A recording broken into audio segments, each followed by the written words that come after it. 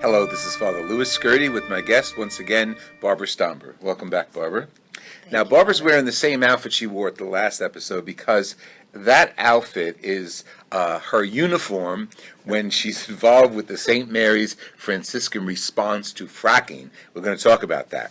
We're going to start with sustainability, because this is an ecological show, and I have to say, the inspiration comes from LAUDATO Se, which is on the care for our common home, which is the encyclical by Pope Francis, and that I'm one of his biggest fans.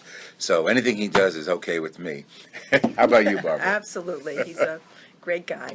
Okay, we left off a piece in the other episode about sustainability, and I'd like to come back to that for a second and tell our audience what they can do at home, on the job, in their environment to maintain sustainability. First, define sustainability. Sustainability really is a change in lifestyle. It would encompass your driving, a fuel-efficient car would be one thing. Fuel efficiency around the home would be another. The Pope, in his encyclical, mentions it's a change of lifestyle. There is no better example than Pope Francis. If you see, he's driving a Fiat, for example. Yeah. He's walking whenever he can. He's, 78 years old? Yes. I mean, he's an amazing man. He is setting an example for us every single day. So, but I would still say that in order to be sustainable and for our country to be sustainable, it is really important for you to become active. And the way you can become active, there are so many organizations. Ours is one, Franciscan Response is one at St. Mary's and Pompton Lakes, but there are others that we work with, namely the Food and Water Watch, 350.org, New Jersey Clean Water. All of these are valuable. And you can also be aware of what your town is doing. There's nothing more powerful than being able to speak with your legislator. All right, find out what's happening as far as pipelines that are coming through your community, what danger they pose to your water, what pipelines are coming through your state parks. All of these are key to the future generations of our state and of our country and of our planet. Barbara, you're so informative. It's great. You took it from the local and you went to the global. What else can the local person do? I know we recycle plastic at home and we separate cardboard from trash. What other things can we do? I mean, that's great because you took the person out of the home and into the community, which is excellent because that's where we have to go. But locally, what can we do? Because I think it's kind of, lack of a better word, hypocritical for us to, not you and I necessarily, but for a person to work for change and sustainability when he or she at home is mingling trash and plastic and cardboard and not paying attention. Because that's a little piece, but it's major. It absolutely is. Recycling is a very important component. One of the things that I did a number of years ago is I bought all of my grandchildren stainless steel water bottles that they bring to school. You are a piece of work. So they all have them. They have their initials on them so that they don't get them mixed up with anybody else's. So that's one of the things you can do. And when you speak about plastic, I just recently heard that, well, a number of years ago, there was so much plastic in the ocean that it was the size of the state of Texas. It is beyond that now. They're saying in, I think it's 20 or 30 years, that there'll be more plastic by weight in the ocean than there are fish. And just think about this crisis that's in Flint, Michigan. Right. Okay. Right. What are they doing? They're doing nothing but getting plastic bottles of water. They have to because the water is unsafe. Think about contaminating our water in New Jersey with a pipeline. Think about that. All right. Think about how much water we would have to get in plastic Yeah. to be able to survive. Mm. So it becomes so what we're trying to do is we're trying to avoid the problem before it happens. Before all it gets right? worse. Before it gets worse. Because it is there.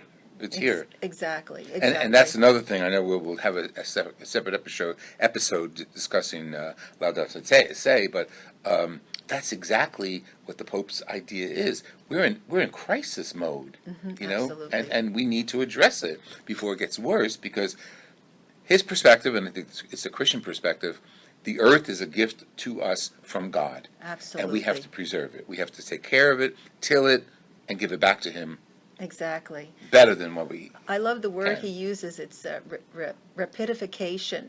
Yes. And he says that we are consuming at such a rate, and we are destroying at such a rate, all right, that it's impossible for the earth to keep up with it. Isn't that amazing?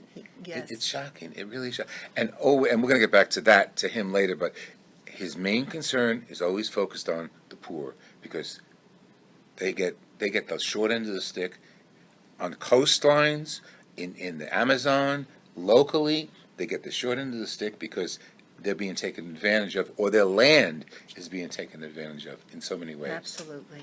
Yes. You're part of the Franciscan response to fracking. Let's talk about that. We already know what fracking is, going deep into the ground with hydraulics, and really removing fuel, but in a way And going through aquifers as well. and you know. destroying aquifers and land.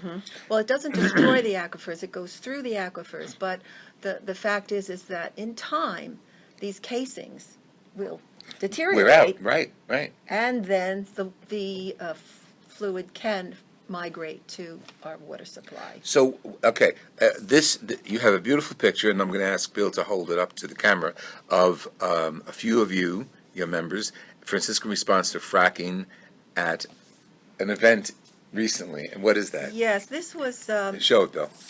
Go ahead. this was in Dag Hammarskjöld Plaza in New York. It was prior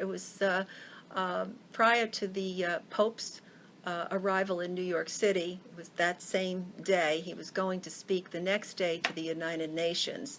So Thank you, Bill. a group from Franciscan Response went into the city, and it was a prayer vigil that was held. We were there so early, we wanted to make sure we got there. But there were actually thousands of people, absolutely to see the Pope. Yes. But there was a tremendous amount of people in Dag Hammarskjöld that day.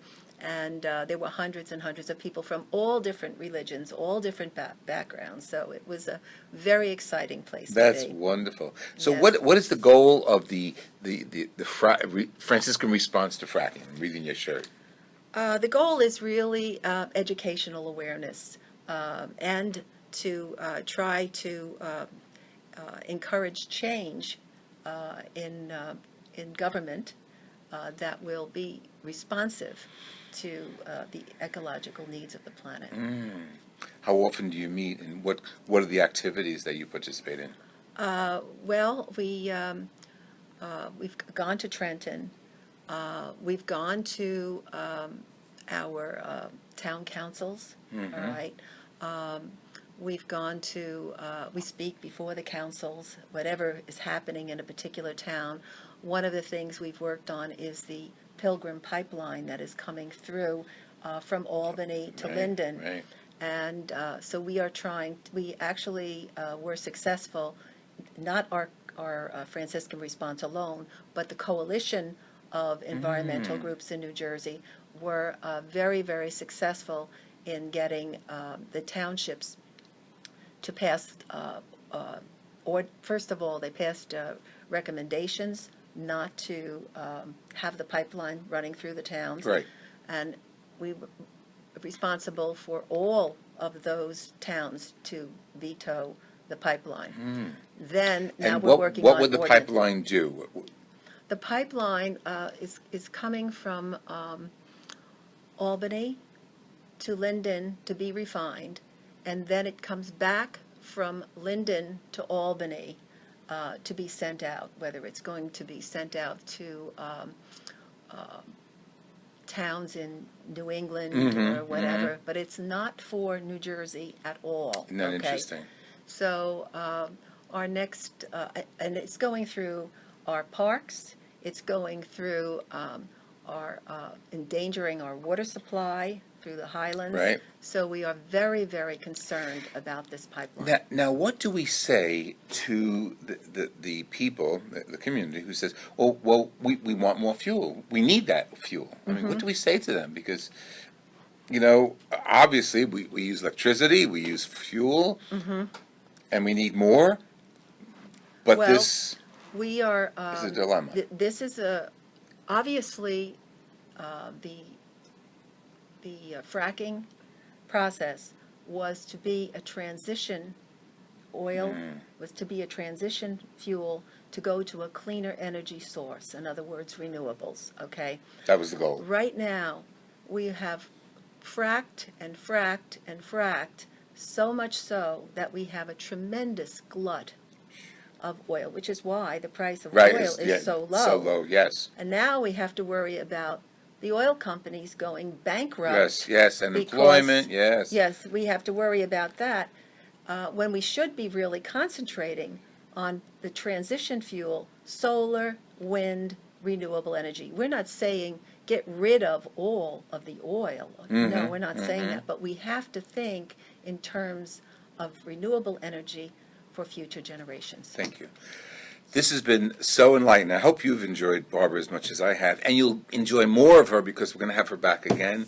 This has been Father Lou SCURTI with Barbara Stomber speaking on the environment, our common home.